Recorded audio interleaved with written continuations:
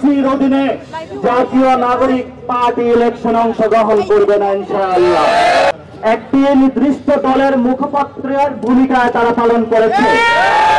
এটা বাংলাদেশের জন্য একটি লজ্জা। বাংলাদেশকে গণতান্ত্রিক প্রক্রিয়ায় নেওয়ার জন্য, মানুষের ভোটাধিকার ফিরে দেওয়ার জন্য জাতীয় নির্বাচন যে কমিশন রয়েছে, এটি একটি অনন্য প্রতিষ্ঠান। এই প্রতিষ্ঠানকে যদি আমরা ঠিক করতে না পারি, ভবিষ্যতে বাংলাদেশে কোনো সুষ্ঠু ইলেকশন হবে বলে আমরা আশা করি না।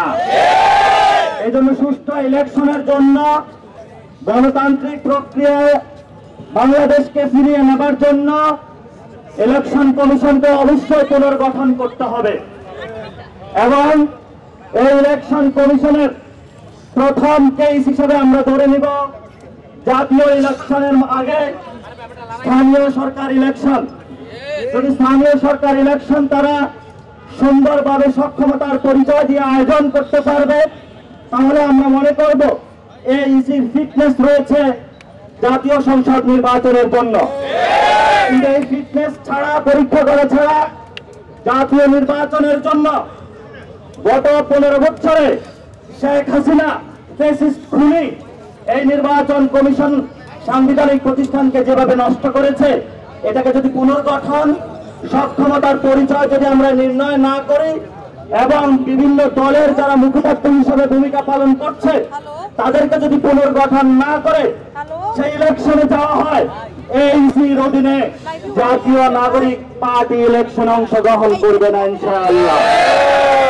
আমরা দৃঢ়কণ্ঠে বলতে চাই, ইলেকশন কমিশনে আমরা কয়েকদিন আগে এসেছিলাম, রকিবউদ্দিন থেকে শুরু করে সাজানো নাটক মঞ্চস্থ করে, খুদা কমিশনের মঞ্চস্থ করে বাংলাদেশের মানুষের ভোটাধিকার কেড়ে নেওয়া হয়েছিল। বাংলাদেশের মানুষের দাবি ইলেকশনের মাধ্যমে গণতান্ত্রিক প্রক্রিয়ার উপরে ছুরি চালানো হয়েছিল। কিন্তু আমরা দেখতে পাচ্ছি তারা এখন দিব্যি ঘুরে বেড়াচ্ছে, আইনের আওতায় তাদেরকে এখনো আনা হচ্ছে না। নির্বাচন কমিশনের যেই সকল কমিশনারগণ গত 15 বছরে এই সকল খুনি ফ্যাসিস্ট হাসিনা রেজিমের সাথে অংশগ্রহণ ছিল, তাদেরকে আমরা দ্রুত গতিতে আইনের আওতায় আনার জন্য সরকারকে আহ্বান জানাচ্ছি। যদি তাদেরকে না আনা হয়, তাহলে আপনারা দেখেছেন অনেকেই পালানো শুরু করেছে, অনেকে এখনো পালাতে পারে নাই, জেলের মধ্যে আছে।